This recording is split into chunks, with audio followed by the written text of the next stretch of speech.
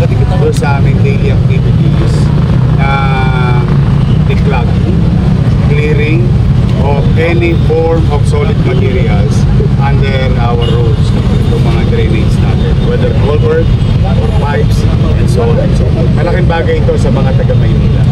At hindi ito magiging solusyon sa masasabi natin wala nang baha next week kung wala tomorrow.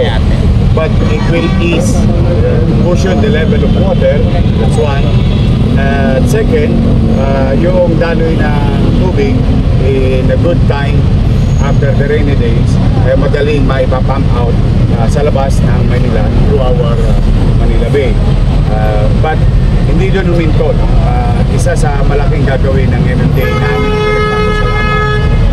kahapon, Chairman and I went to UST through the effort of MMDA, engage in private properties or areas to participate in development of our drainage or flooding problems in Metro Manila. Hopefully, maging successful yun, mga initial meetings. Although in the past, they have attempted already. But Chairman and your city government is in sync with regard to this type of plan. Now, with regard naman to our public places, Chairman na gusto niyang gawin yung isang aming property doon sa may Remedios, yung Raha Soliman, na maging water catchment din. At yung circle namin, what you call Remedios Circle. So these are in line with our general master plan, drainage master plan ng city government of Manila. At natutuwa rin kami na si Chairman Artes at ang MMDA ay gagawa ng mga drainage system base na sa master plan ng Manila. Kasi katulad ng Quezon City, magkatabi kami, si Mayor Joy, may master plan na rin ng Quezon City. Ang Manila meron na. Mag-uusap na lang yung mga tungkol. And that will happen through the leadership of MMDA, because this is an interlocal government unit na. So one way or another, it will take time to develop these things, but things are moving on with regard to infusing physical development. Water impounding facility na tayo talaga papunta. That's the one. It will cushion the level of water. It may solve a particular area's flooding, but it will not solve general flooding area. Talagang flood control project is the solution. Let us not confuse ourselves with what we are doing right now. This is a precautionary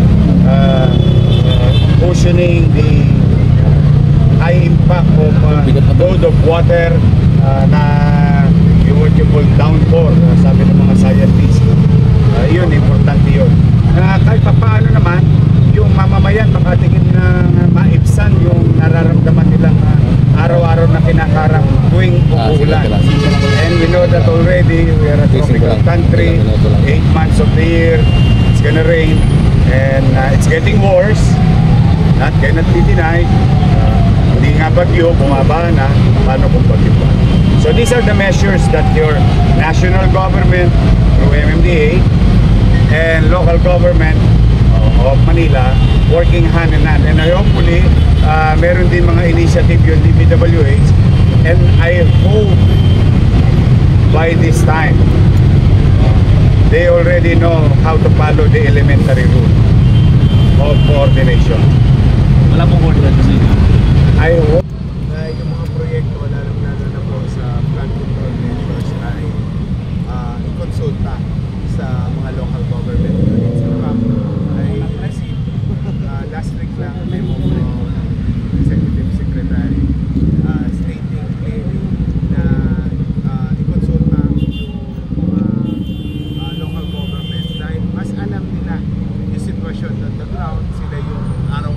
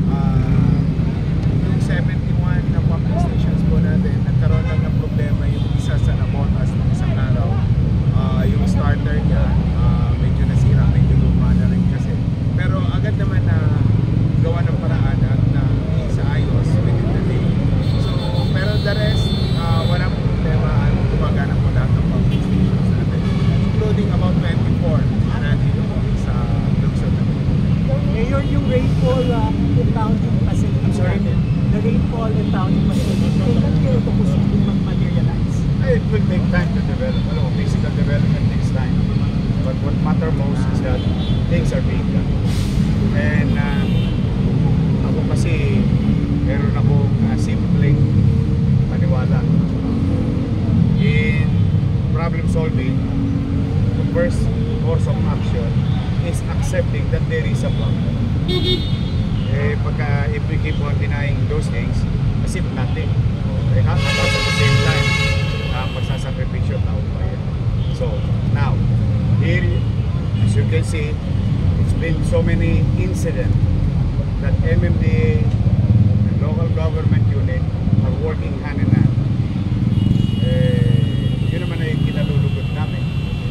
In fact, with the statement of chairman that the directive of the president to coordinate accordingly, properly, the local government unit when they are going to introduce development in the locality.